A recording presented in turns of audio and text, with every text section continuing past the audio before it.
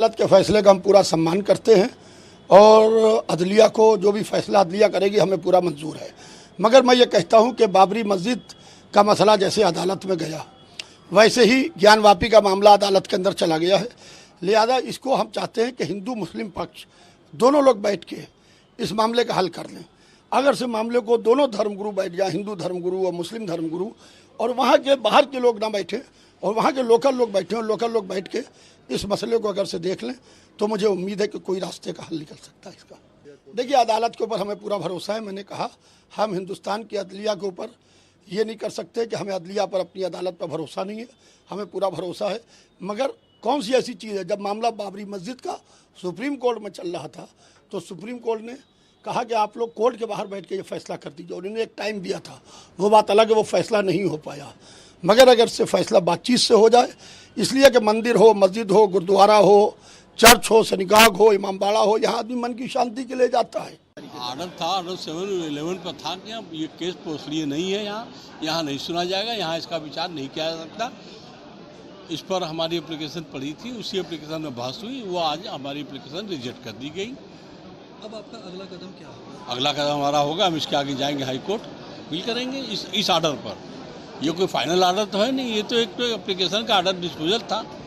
यानी कि अब इसके बाद आप सीधा इलाहाबाद हाईकोर्ट जाएंगे भी। हाईकोर्ट जाएंगे। अच्छा, एक बात बताइए, ये जो फैसला आया है, क्या इस जैसे आप लोगों ने 1991 के कानून का हवाला देते हुए इसे पोषणीयता पर सवाल उठाया था, तो क्या ये 10 साल में इसको नहीं माना? अब पार्लियामेंट का फैसला है, पार्लियामेंट के फैसले को नहीं माना जाए, इसका मतलब है कि आपका ही न्यायपालिका आपकी है, पार्लियामेंट आपका है। आप पार्लियामेंट में बनाएंगे, आर्डर बनाएंगे, कॉन्स्टिट्यूशन पास करेंगे, उसके बाद कह देंगे नहीं हम नहीं मानेंगे, सब लोग बिक जाओ हमारे हाथ। बिक गई। क्या आपको लग रहा है कि नहीं, उनका फैसला ही ऐसा है, आर्डर ही उनका ऐसा है। फैसला न्यायोचित नहीं लग रहा? नहीं, ये फैसला, ये आर्डर उनका न्यायोचित नहीं, फैसला नहीं, आर्डर। हाँ, उसी ऑर्डर, उस एप्लीकेशन पर जो भी आर्डर किया वो न्यायोचित नहीं है, वो न्याय संगत नहीं है। लेकिन जज साहब ने अपने विवेक से फैसला लिया, हम उसका मान्य करते हैं। क्या आपको लगता है कि 1991 के अधीन में ये मामला आता है, लेकिन उसके बावजूद उसके बियॉन्ड उस पर उन्होंने कोई फाइंडिंग नहीं दी?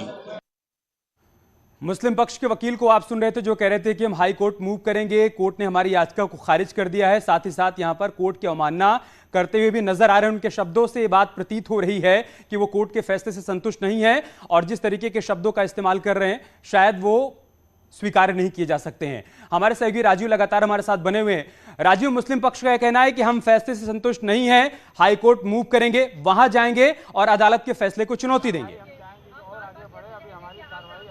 देखिए, ये स्वाभाविक है कि जब किसी के पक्ष में फैसला नहीं आता है तो वो संतुष्ट नहीं होता है। वो जो उच्च कोर्ट है, शीर्ष कोर्ट है, उसका दरवाजा खटखटाता है और उसको अधिकार भी है। लेकिन इस वक्त हमारे साथ हिंदू पक्ष के अधिवक्ता सुभाष नंदन चतुर्वेदी जी मौजूद हैं, उनसे हम बात करेंगे और उनसे ही जानेंगे कि जो मुस्लिम पक्ष के अधिवक्ता हैं उन्होंने कहा कि हम जो कोर्ट का फैसला है उससे संतुष्ट नहीं है, कोर्ट जाएंगे, और पहले ही एक हाईकोर्ट में कैविएट दाखिल की गई है। कितना असर होगा उसका? देखिए, कोर्ट की अपनी प्रक्रिया है, कोर्ट सबको मौका देता है।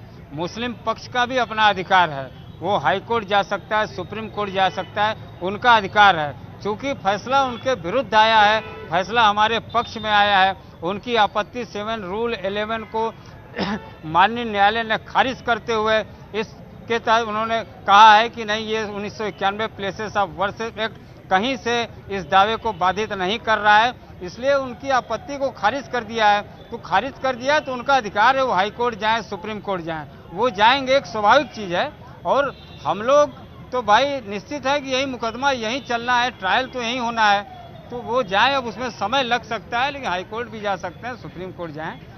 आगे अब आपका अगला कदम क्या होगा? इसमें आगे की क्या प्रक्रिया होगी हिंदू पक्ष में? हमारे अभी तमाम जो हम लोग बैठेंगे, आपस में तय करेंगे, हमारे तमाम सीनियर हैं, हम लोग बैठ के तय करेंगे। चूंकि हमारी एक मांग पहले से, एक प्रार्थना पत्र ऑलरेडी जो है माननीय न्यायालय के समक्ष पड़ा हुआ है कि ये जो दावा हमारा है माँ सिंगार गौरी का, सिंगार गौरी अभी हम लोगों को मिली नहीं है।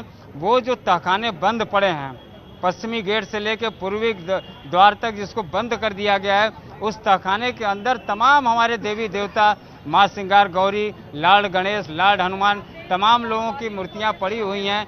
हम चाहेंगे कि उनको भी उस तहखाने को खुलवा के सर्वे करवाया जाए, ताकि सारे भगवान शिव का मंदिर है और भगवान शिव का मंदिर होने के कारण से कोर्ट जो आदेश देती है वो साक्ष्य के आधार पर, तो साक्ष्य चूँकि हिंदू पक्ष में है, मंदिर के पक्ष